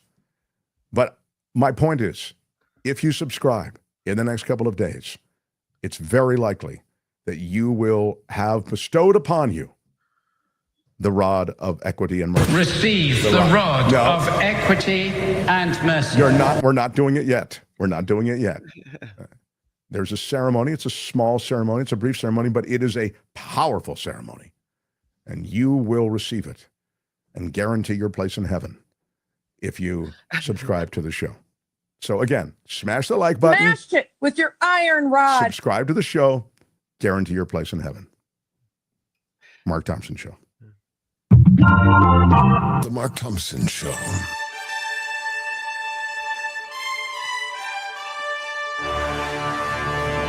On the Mark Thompson Show, I'm Kim McAllister, and this report is sponsored by CoachellaValleyCoffee.com. More texts, as Mark mentioned earlier, are being revealed out of this group chat with Trump officials discussing airstrikes in Yemen. In a statement, the Pentagon's chief spokesperson said these additional signal chat messages confirm that there were no classified materials or war plans shared. But the messages published this morning by The Atlantic show the exact times of the military strikes in Yemen. I don't know, Mark. That seems kind of classified-y to me. I mean, seems sort of specific, operational. Yeah, weird here's about that. where we're striking. Here's when we're striking. Yeah. Strike completed. Strike successful. Okay. I don't mean to laugh, but Kim's right. It's so absurd that they would deny it. I mean, it's right there. Yeah. They've already said that the texts are legitimate. So now we have the texts, we see what they say, and they're full of classified information. We discussed this a bit off the top of the show, first half hour. If you missed any of it, you can go back and check it out because we played you some of the denials. We played you, Mike Waltz is the guy who set the whole thing up. He's the NSA assistant, or I guess they call him an assistant. He's the top dog there setting this up. So he set it up, and he brought, Rubio along, and he brought up the rest of the rogues gallery, Hegseth, et cetera. So they're all on this thing. It's, I think 18 different people, and they're all like the Kash Patels of the world, everybody. I mean, the highest levels of the cabinet. Yes. And Marco Rubio. And no one saw JG on there and thought, who's that guy? Well, I mean, yeah, I can maybe understand. No. I don't. Well, I can maybe understand not going to see who's on there. There's a sort of a presumption, but I agree. I'm with you. I always check to see who's on a thread. Always. You always want to know who you're talking to. Oh, mostly just because I want to know what references I can make. You know what I mean? Like if I was on thread with you, I can go, well, Kim knows blah, blah, blah, blah, blah, blah, blah. Or if it was on an old KGO thread, I would maybe, see if there's somebody I can reference, KNBR or something like that. It's it literally is that. But in their case, there's national security involved. So, meanwhile, U.S. intelligence chiefs are being questioned, as you mentioned earlier, Mark, by lawmakers on Capitol Hill again today. Yesterday, they were set to testify before a Senate committee hearing on global threats, but the group text mistake involving the editor-in-chief of The Atlantic took center stage. Democrats pushing Director of National Intelligence Tulsi Gabbard, FBI Director Kash Patel, and CIA Director John Ratcliffe about this bombshell report. I mean, it's crazy that you've got these guys. The head of the CIA said he doesn't know who, it's you guys are top of the game, and you're the gang who can't shoot straight. You're so sloppy, so reckless, so profoundly incompetent. The only thing you're good at is bestowing praise on the president. That's all you're good at. It's talking about how great the president is. And that is, true autocrat heaven. You don't care what's happening around you. You just care about the lift that these guys around you give you every day. And that's what they're doing. And you even saw Mike Waltz, and then I'll shut up. But you saw Mike Waltz. Again, he's the guy who is set up this entire chain on Laura Ingraham, talking about the fact that, they don't want you. They want to talk about this. They don't want to talk about how successful the strike was. They don't want to talk about the hostages released. They don't want to talk about how Joe Biden did nothing for 4 years, and we had to come in here. It's like, yeah, dude, you can, jump on the table and slam your hand. The fact is, we're talking about what an F up you are right now, okay? You can go back to, the hymnal, and let me tell you how Donald Trump is so much better than Joe Biden. But this isn't going to get the job done in washing away this controversy. They're even blaming Joe Biden for allowing Signal to be used. Right. Really? They said that was an established way of communicating. That's right. Look, I'm just glad they didn't blame DEI. Am I right, everybody? Right. Yeah. Somewhere there's another text thread where they're all really upset right now. Right. The Biden administration's regulations on so-called ghost gun kits are being upheld by the Supreme Court.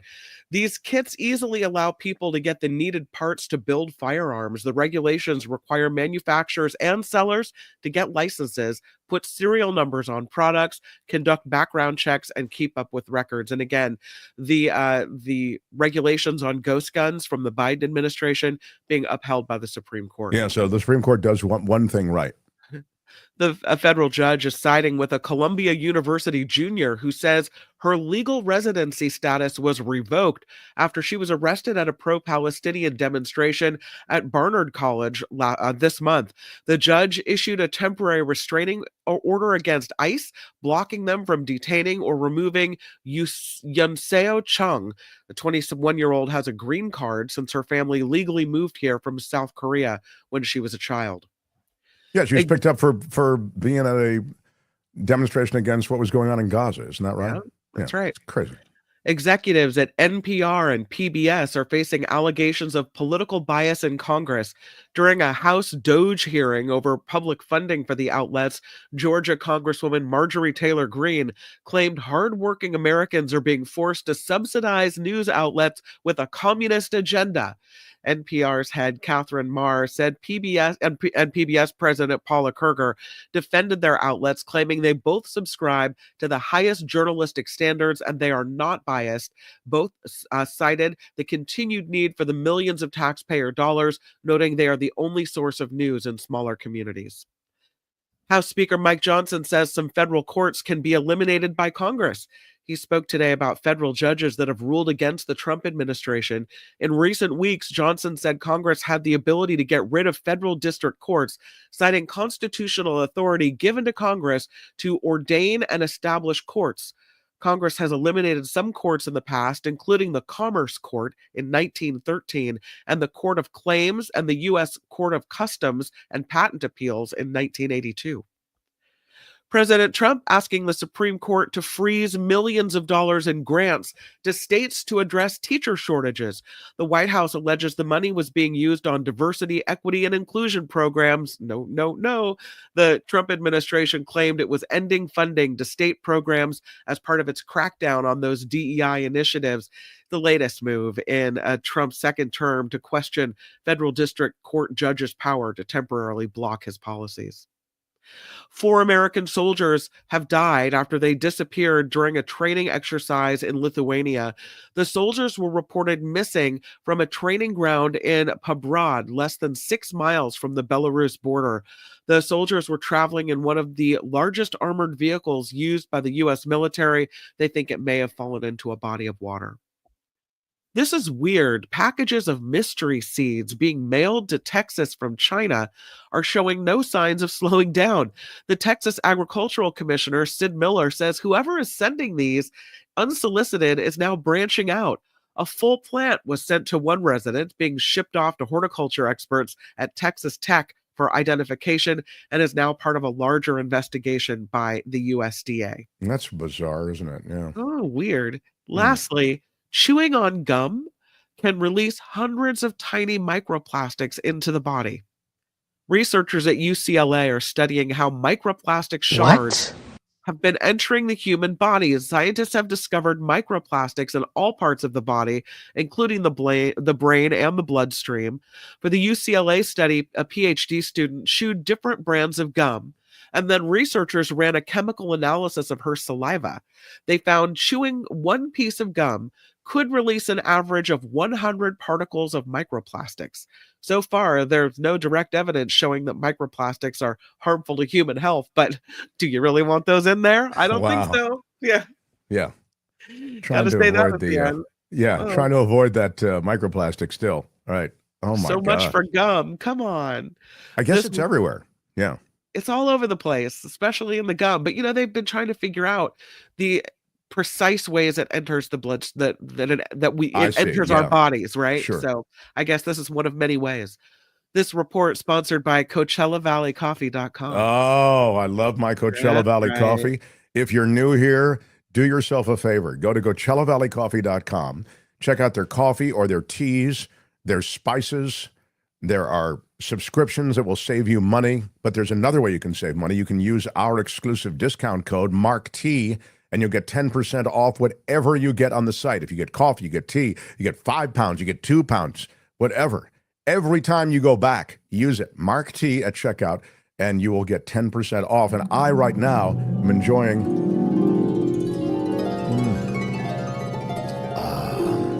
this is the Ocotillo Espresso, which I like so much, but I like deep, dark, rich coffee. You may like something lighter. Yeah, they've got their morning breakfast blends, and they have, again, they have chosen these beans so carefully, and all of them are hand roasted. This is a boutique roastery. So get after it. Go for it. Get what you want and grab a 10% discount on checkout. CoachellaValleyCoffee.com. They've been with us now for a little while. I used to drink their coffee. I always thought it was the best coffee I'd ever tasted anywhere in the world. And then they jumped on as a sponsor. It was before they were a sponsor that I was drinking their coffee. So for me, it's such a kick to have them on board. And again, the chai tea and all of the magnificent offerings there, you won't be disappointed. Really, really great. Yeah, ginger mint. Ooh, yes. CoachellaValleyCoffee.com. Ooh, that ginger mint is good. Ooh, that ginger mint is something special. Yeah. I'm Kim McAllister. This is the Mark Thompson Show. Yeah. Girl, you just woo. The Mark Thompson Show. What? This is Mark Thompson.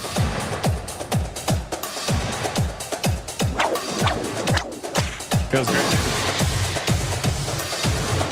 When they raided Mar-a-Lago, God didn't like that. Good day, sir. Right on. We're in the middle of Mark's Madness. As you know, we do it every March at the same time that March Madness is going on. What do we have this hour? We have No, No, No going. Is that what we have, Albert? No, No, No against Kamish. What is it? Let me pull up the polls again. We do have a couple of you interested in just voting. You can find it on our posts on in the YouTube, the post section of YouTube. We have Spoiled Christmas and Ever Seen Anything this hour. No, I Mark's feel Madness. it. Yeah, they're both going up against each other. You'll vote for either. No, what do you? Why? It always does that. It's Christmas. Someone did this to spoil our Christmas. Thank you. And Have you ever seen anything like this? all right, so either Someone did this to spoil our Christmas. or. Have you ever seen anything like All right, this? those are the two. It's sometimes, and there is the latest voting, which continues until midnight tonight on our YouTube channel under posts. What? Wow, I'm excited that Spoil Our Christmas is holding its own with 44% of the vote, but it is being edged out by Have You Ever Seen Anything Like This? That's what's happening in the latest voting, but they're many hours ahead of voting. So please feel free, do it, and be part of Mark's Madness. Now, The Mark Thompson Show. there is good news, Democrats. Any Democrats in the crowd? I'm not a Democrat, but I'm always sympathetic. I would happily join your. I caucus. What are you? Caucus with you. Independent? Are you a declined estate? I'm an independent. Yes, I'm very independent. Thank you. Thank you. Yes. Thank you. There's a lot. Look, we do this with everything, don't we? You do it with dating. You do it with the mate. You do. We have this purity test that we do with everything, right? Where you go, well, I don't want to subscribe to the Washington Post because of what they did, and they wouldn't endorse a candidate, and Jeff Bezos. So I don't want to use Amazon because Bezos I view as someone who is a supplicant to Donald Trump, let's say. Mm-hmm. Then you say, I don't like the Democrats because they support Israel in the Gaza conflict, and I didn't like that. But so I'm not a Democrat anymore. And you begin these purity tests, and you realize that this happened with Kamala Harris, it happened with Joe Biden, et cetera. You can find something that you have an issue with. Even Bernie Sanders. Everybody talks about Bernie Sanders being this populist guy and so very popular, and he is. But you can find, well, Bernie Sanders seemed to be okay with monies being sent to the Israelis. And of course, the Israelis are involved in the Gaza conflict, and that conflict has seemed to have taken on an immorality that we just can't. So now I'm against Bernie Sanders. So before you know it, you're standing alone and you don't support anybody. And you can do that, as I say, with a mate, with a partner. Well, he's got a job, which I like, but the job he has, I don't know. It's, I think the company he works for is involved in some stuff that's not so great, even though he's a great guy. And you begin to, right? Or, yeah, she's beautiful, but I think she, might just be, maybe she's not smart enough, or she's not, whatever you're we always do this purity test. And I really feel as though, we have to understand that there really isn't any, the perfect is the enemy of the good, right? Mm-hmm. If you're looking for perfection, you won't even get to the good, because the idea of perfection is just crazy. It's too elusive. So I feel as though that's the case with the political parties. So I think I jumped out of the Democrats because I just felt I don't really want to be associated with a political party, but I clearly would never be in the GOP. So anyway, I'm an independent. And Okay. if you are a Democrat, you will get good news in this story. Yes. A district around Lancaster, Pennsylvania, that had backed President Donald Trump by 15 percentage points in November. In an upset, Democrats projected to flip this GOP-held state Senate seat in Pennsylvania. That's right. Hallelujah, Democrats. You got one. Democrat James Malone is projected to win a special election for Pennsylvania's 36th state Senate district on Tuesday night. This was the projection last night. And again, this is a district that Trump won by 15 points in November. This is a major upset.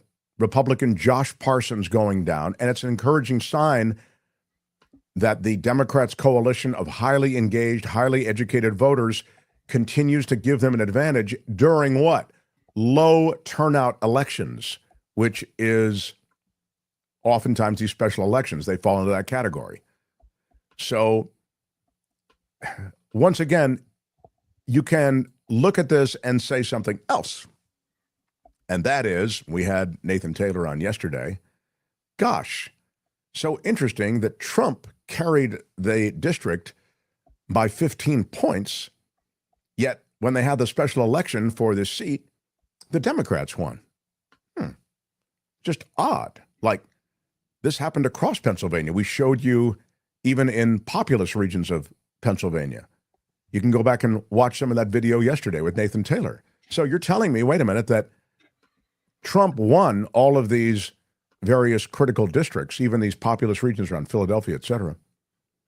But when you actually get down to down ballot races, in this case, this would be considered a down ballot race, even though it was a special election, the Democrat won. So it means people had to vote for Democrats down ballot, but they voted for Trump top of ballot.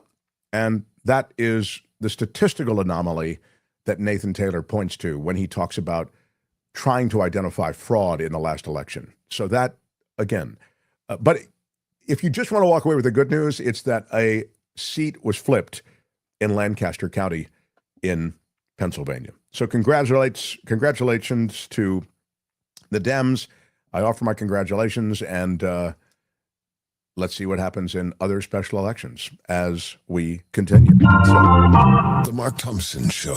She comes in once a week. Belinda Waymouth will be here in just a moment. And Albert, if you are at the ready, we can do it. We like to focus on issues involving the earth, the environment, the endangered earth, the endangered environment. It's the planet, stupid. The planet Earth. Some call me nature. I am very passionate about the planet. A living, breathing planet capable of sustaining whatever life forms we see fit to deposit on it. Spock, judging by the pollution content of the atmosphere, I believe we have arrived. It's the planet, stupid. No. It's the planet, stupid. Back to take us through It's the Planet, Stupid. Belinda Waymouth, everyone. Hi, how are you? Belinda, welcome back. Thank you. It's good to be back. It is a Sort of. these are tough times for Wow. sure. Yeah. I wish I had more good news to point you in the direction of, but sadly, it's not a good news period for the planet and for the government of America in relation to the planet. Sadly. Yeah, it's kind of crazy. Well, should we start sort of do a brief, sort of roundup of all the nonsense that's going on, and then I'm going to get to two good stories because I really, really want to focus on the good. I feel like there's so much, just awful stuff going on. It's really crazy. Please, you're the boss, so you start wherever you want and you finish up wherever you want. Okay. So obviously, what's happening to the EPA and this guy Lee Zeldin is just. It's just insanity, really. There's no other way to describe it, because to have him saying, we're going to cut 65% of the EPA's budget, we're going to do away with, 31 of these laws. I mean, to have the Supreme Court at the beginning of this month say, San Francisco, you don't have to abide by the Clean Water Act. You can put your raw sewage into the Pacific Ocean. I mean, all polluting industries looked on, supported that. And, you had conservative judge Amy Coney Barrett, siding with the Democrats there, saying, no, this is the absolute mandate, of the EPA, is to have the stringent upholding of laws like the Clean Water Act. So, wow, Albert, you've made me very big. Oh, thank you. I like that size. It's slightly better. So Zeldin runs the EPA, just to and for those who might have just beamed in. Yeah. Sorry. I should have sort of said, it leads the EPA, and obviously, does not give a toss about the health of the planet. Now, he's the guy who has said, very publicly, I am going to drive a dagger through the climate change religion, and we are going to usher in the American Golden Age. And you've got them calling, the Green New Deal, it's now been renamed the Green New Scam, and you've got a president who calls climate change a hoax. And this is sort of dinosaur thinking. This is prehistoric. This is so ridiculous to, this drill, baby drill, which, as we know, fossil fuels, the hydrocarbons that are in the ground, come from, the dinosaurs from millions and millions of years ago when they were wiped out. Those hydrocarbons are the remains of, species that died then. But to sort of keep focusing on those and to, try and tell this story or to spin this as the golden age of America. I mean, this is ludicrous. Yesterday, the OECD, the Organization for Economic Cooperation and Development, it's an arm of the UN, came out with this really, really important finding about what not dealing with climate change is actually going to cost the planet, and what dealing with it, what the economic development of it, the economic advantages to dealing with it would be. And, America's really going to be left in the dust because we've got China. Absolutely. They're responsible for 2/3 of the green renewable energy that came online last year. I mean, they are like a juggernaut with this stuff. And for us to have administration that wants to turn back, the clock and, go old school is ludicrous.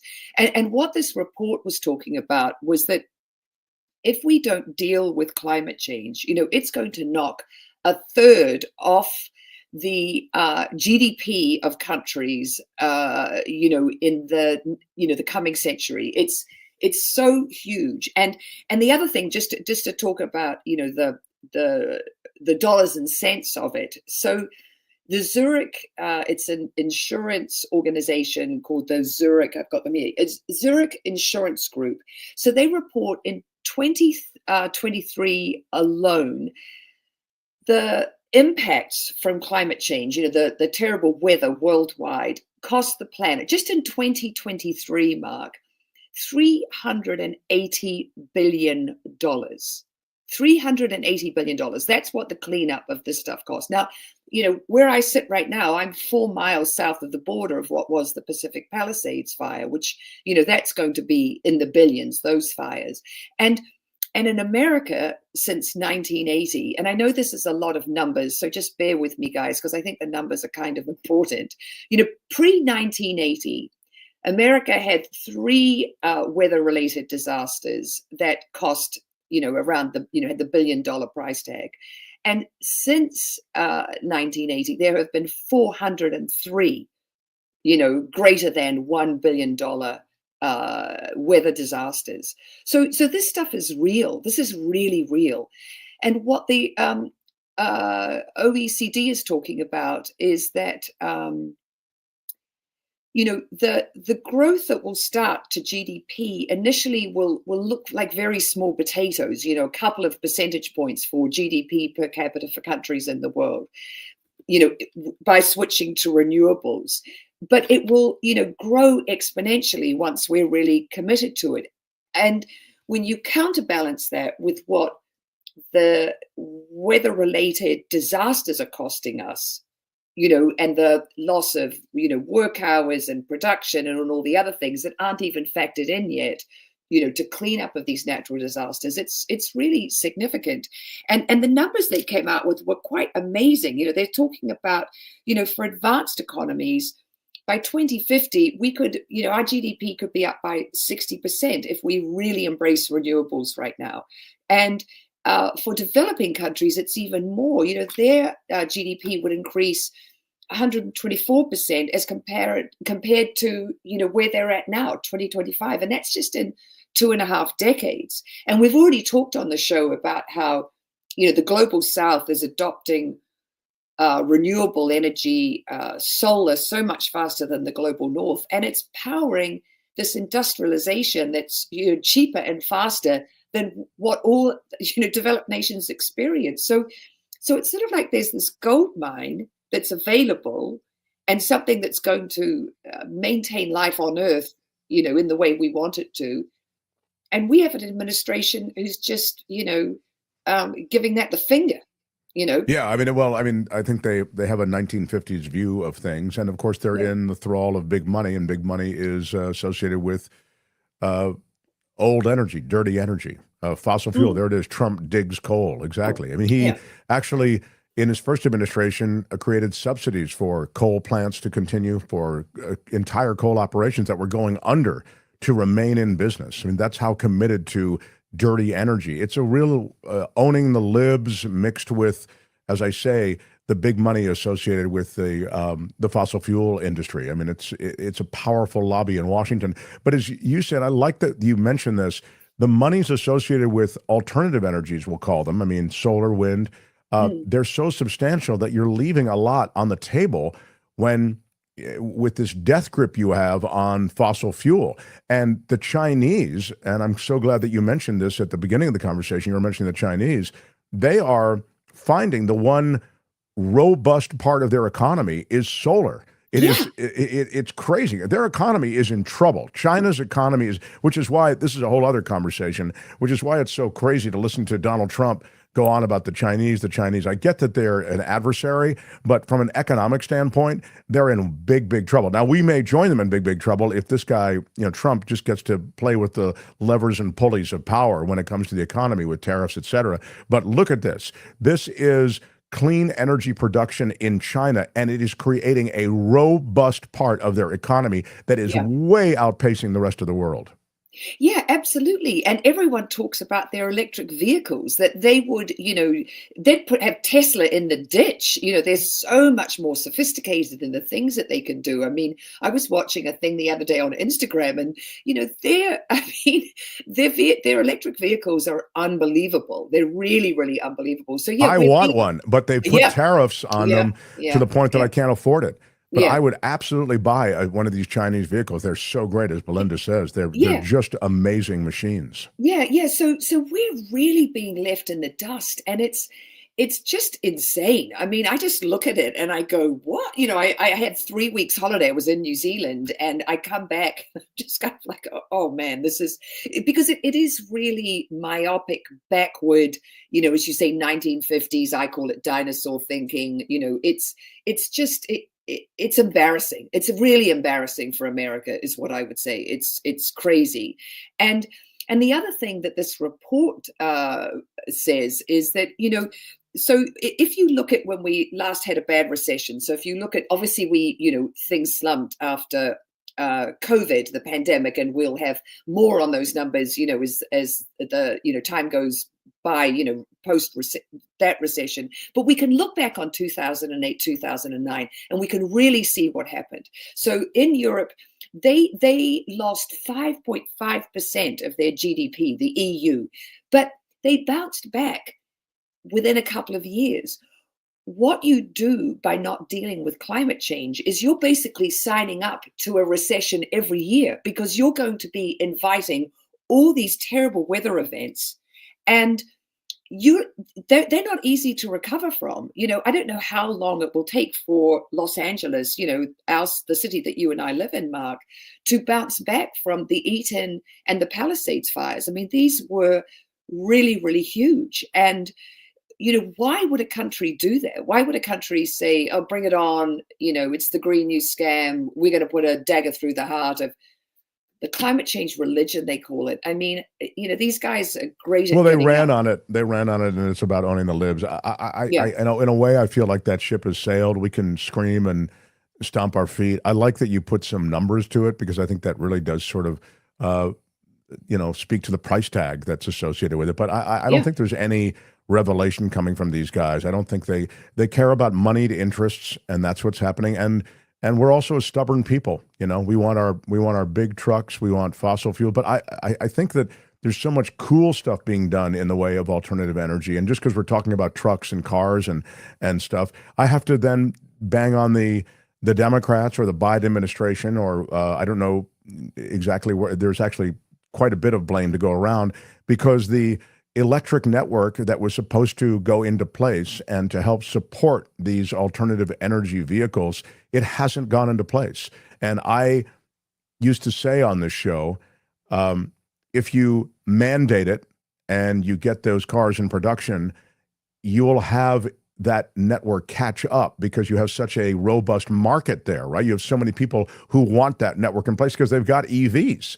Yeah. But that hasn't happened, meaning the government has to lead the way, and they haven't. And now with this government in power, you won't have any stepping up of that EV network. Although maybe Musk, I suppose, I mean, he has, now a troubled relationship with the public, but at least he's on good terms with the president. Maybe he'll be able to do something to increase the reach of his network. I always felt, honestly, that Tesla had the best developed network. That's why I got a Tesla, because their electric network, their maintenance of that network was much, much better than anybody else's. But right now, it's not sufficient. And we've been told that there would be more, and it hasn't come to pass. So I think kind of that's the state of the state on that. Hey, can you tell me what's happening with that big iceberg that you had mentioned? I wanted the iceberg is really cool. I want to talk about that, and then I also want to talk about marine protected areas off the coast of California, because this is two amazing things that are happening. We only have a couple of minutes, and I talked too long, so go ahead. Okay, but I do just have to say to your thing about the network of charging stations. Biden did mandate money for that in the IRA, and the problem is, if you have this revolving government that's able, administrations that are able to come in and overturn what the last person put in place, we're never going to get anywhere, and we really, with climate change, have to get smarter, that we need, a network of charging stations. That's the only way it's going to work. So let's talk about the iceberg. Is really fantastic. It's got a ridiculously unsexy name. So it's called capital A23 little a. If you could, don't think that's sexy? A23A, yeah, not for this guy. So this guy is 1 trillion tons, everybody, twice the size of London. It's enormous. It's more than 3,000 square kilometers big. So it broke off from Antarctica, and everyone's been watching it like, where's it going to end up? What's going to happen? This enormous, and it's really sort of, could be apocalyptic. And then it's been heading northwards towards St. Georgia Island, which is this incredible, it's a territory in the Southern Ocean. It's British, and it's an absolute conservation success story. They got rid of the rats that were on the island, thanks to the people who went there. It's got penguins, it's got fur seals, it's got, more marine birds than anywhere else. It's got all these whales that swim around it. Well, A23A was on this course to crash into South Georgia Island, and everyone was like, oh, it's going to be terrible. And it was during the nesting season of the beautiful, the penguins, and also the fur seals were having their babies.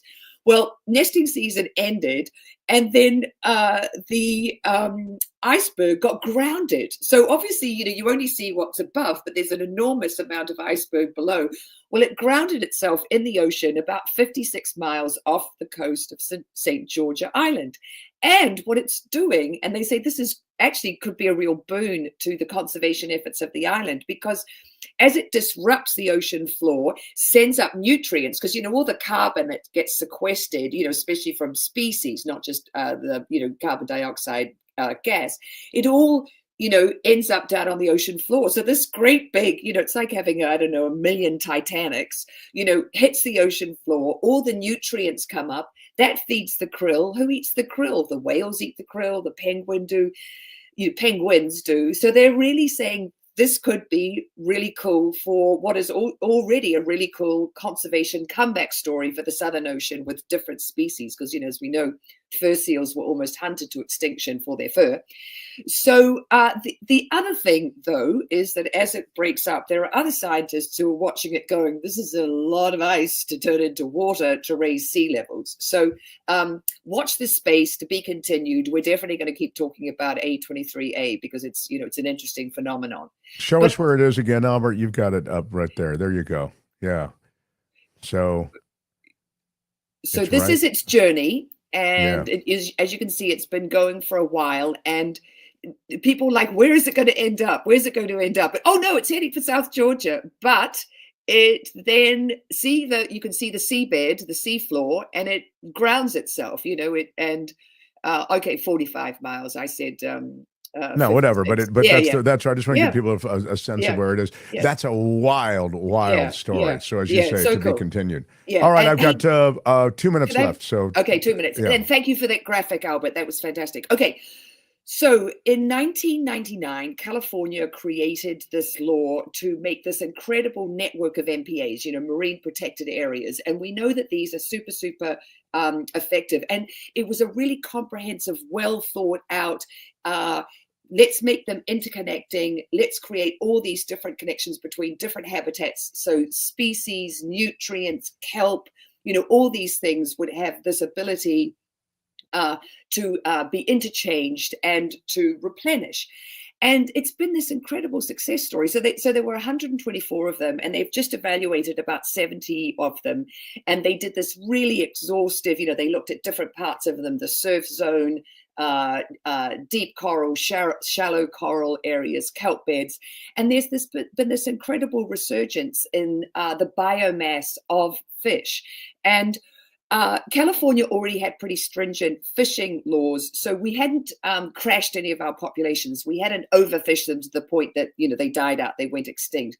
But when you protect a marine protected area, all the area around it also benefits, because those, obviously it's not a fence. Fish, come and go. They're in and out of those areas. And I just wanted to talk about it because I think the wins and knowing when we really apply good science, when we let scientists do their work, get out there and make this incredible plan, for conserving our waterways and the species in them. Because as we know, the whole system is the fabric of life. It's all interconnected and we all rely on each other. And I'll say this, and I know I've said it on the show about 10 times, 7 out of every 10 breaths that you take, the oxygen is created in the ocean. And I point because it's out in that direction. So ocean health, super important for all of us. We really rely on it.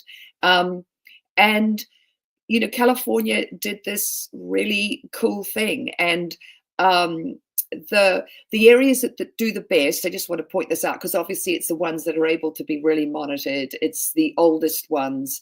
And national parks and MPAs are really important. So just keep that in mind, guys, when you go to the ballot box, that you want to vote for people who believe in those. And that's the only little political thing I'm going to say. No, I mean, it's just a fact that, the oceans die, we die, and we treat the oceans as an open sewer. So it's nice to have those protected regions. Absolutely right. Yeah, and it's it's a success story. Like we have these laws. We create these laws and these protected areas for a reason, and we have to really be cognizant of the fact that we benefit. All these protections benefit us because we're a species too on this planet. So we need to act that way. By the way, I know I'm way over time now, but I did want to ask you about the Trump rescinded a national monument thing that Biden had done, but it's unclear whether he could even do that. No, it's completely illegal. So Biden used the Antiquities Act of 1906, and when a president does that, and he says, okay, this area, these waters, whatever, they are now protected. That is set in stone. You cannot, no one can come afterwards and say that's illegal. So what people have been seeing is the Trump, administration, it's been on the website, it's been taken off the website, no one's giving an opinion on it because it's totally illegal. So it will be fought in court. And so this is the 644,000 acres that's just south of Joshua Tree. And there's another monument that's just below the Oregon border up north of Mount Shasta in California.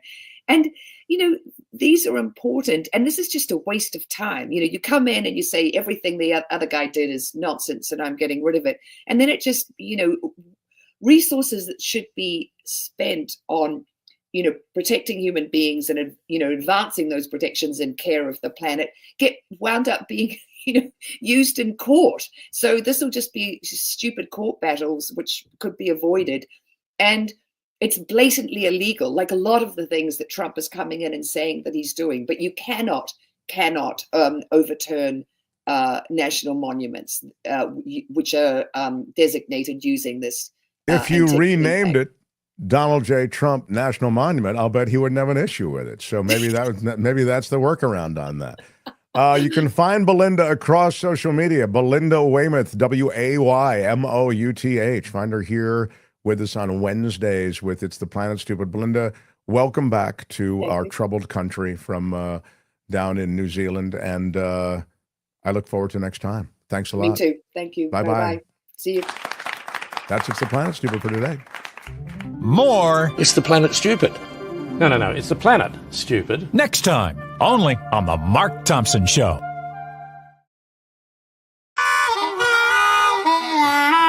The Mark Thompson Show. Well, I know these shows run a little bit long. Sorry. I want to get to a few comments. Why don't we see these comments during the show? I guess because I'm talking to Sarah. There's no way to put them on. I tried to put some up, but then you were talking about something else and didn't notice. So, oh my God, I'm sorry, everybody. You pay for these super chats, and I feel like we should get them on right away. I'll take care of that at the meeting. And someone, I had this one up 2 times. Someone will be blamed for this. I blame you. All right, maybe it's my fault. All right. Mundo. Mark, loved your RFK Jr. impression yesterday, but this is good too. Yeah, I lost my voice. You can still hear it. It's not all the way back, but thank you, Trevor Starr in Hollywood. My RFK Jr. impression, I know. It's quite the impression. Candace Worthman with a $10 super sticker, and a big shout out to you, Candace. Big shout out. Candace is always with us. Thank you. Richard Delamater with a $5 super chat. Yesterday, I bought 1 share of Tesla stock for $250. So when it comes time to vote for the board, there'll be 1 vote to throw Musk out. That's the plan. There's your plan. Sausalito Steve, $21. Wonderful guest on a terrific show again, Mark. Thank you. Yeah. Sausalito Steve, I agree. I mean, I love that Sarah Kendzior. I'm sure it came across, but I'm glad somebody else recognized it, and I hope you guys got a lot out of that. You'll love her book. Ryan with 20 euros. Trump's not firing anyone. He understands that the people's attention span in this modern age is counted in days, if not minutes. In this frivolous society, they'll eventually get bored and move on. I think Ryan is right. And Trump, it's not his style to apologize or to recognize a mistake. Now, that said, it is his style to flush somebody, to fire somebody. So, I don't know. I mean, if I had to handicap it, I'd say, well, I'll tell you what I said, I think yesterday, and what I've said to others who, when I'm talking about it, that Waltz will go. I mean, I don't know what the over-under is on how long he'll last, but I'd put it at days. I mean, somebody's got to take the bullet for that, right? Waltz, you put this crew together and you put a journalist on the list. It's a huge screw up. And now this administration is paying the price. And the proud thing to do, the honorable thing to do, is to resign. That's the conversation that will be happening in most administrations. But in this administration, I think they close ranks.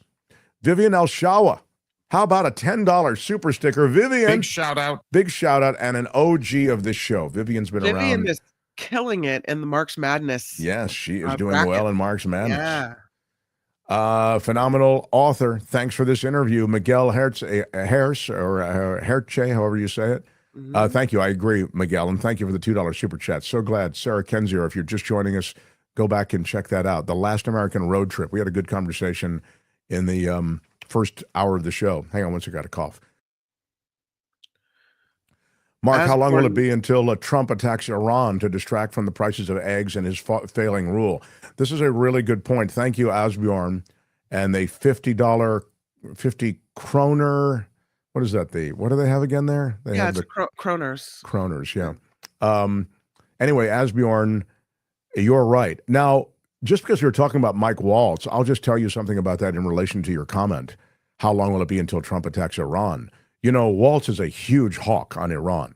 So he represents sort of the old school Republican, hawkish on Iran, kind of a Marco Rubio-ish kind of guy, meaning more traditional, sort of in his view, in a conservative view of the world. So your point is a good one. And I also think that it's interesting that there is within the administration, there is the cry for that. But boy, that would be a huge mistake from this guy who's such a peacemaker. All I heard about was how Trump is a peacemaker. He wants peace everywhere. Yeah. Meanwhile, he gets in office and like 4 hours in, he's smack talking Canada and Mexico, saying I'll get Canada one way or the other if I have to come take it. Oh, and Greenland. We're not going to have any wars. There's going to be one phone call and all the wars are going to be over and world peace will be rising up. Thank you.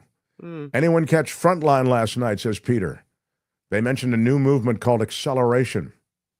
Also, Agira Halva is being laid to rest today. Yeah, that's a sad finish, Peter. Thank you for the $5 super chat. And finally, Zero Sum says, I'm 6'2", 255 pounds, lift weights daily. Zero Sum, please stop. You're turning me on. Long time trained in hand-to-hand combat weapons as well. Oh, my God. Who is this guy? Zero Sum. MAGA citizens, Kim is considering. MAGA citizens won't have easy time doing citizens arrest on me, he says. Full resistance here. Zero Sum, could I stand behind you with my darling Courtney while you protect us with the? We should give him the rod. I feel like he deserves the rod. He deserves the rod today. Maybe tomorrow. I think. Tomorrow is the rod day. Yeah. If you missed it tomorrow, Zero Sum, come back around. All 6'2", 255 weightlifting badass that you are, and you will receive the rod of equity and mercy along with everyone else who subscribes to the show tomorrow. Well, Kamish, can Sarah take the chat on the next road trip? Exactly. What a great thing to get. She should lead a road trip. She is so smart and so wonderful in the way she weaves history through the road trip. In fact, we should screenshot that and send that to her. Everyone hit the like button, says Karen Cooper. Thank you, everybody. Thanks for all the support. We've got some special stuff coming up, by the way. We have a meetup, which was supposed to happen when we hit 100K, and we've been a little waylaid on it. We will have that meetup soon, and some other special events. We've got a very special springtime event that is germinating as well. Kamish, thank you. Tomorrow, John Rothman with a special appearance from Wednesday to Thursday, and David Katz tomorrow. So, I'm Shadow Stevens for the Mark Thompson Show. Bye-bye. The After Party Live going down with Kim now. Out of time. Bye-bye. We're out of time. We'll do it live. I'll write it and we'll do it live. Until tomorrow, everyone. Bye-bye.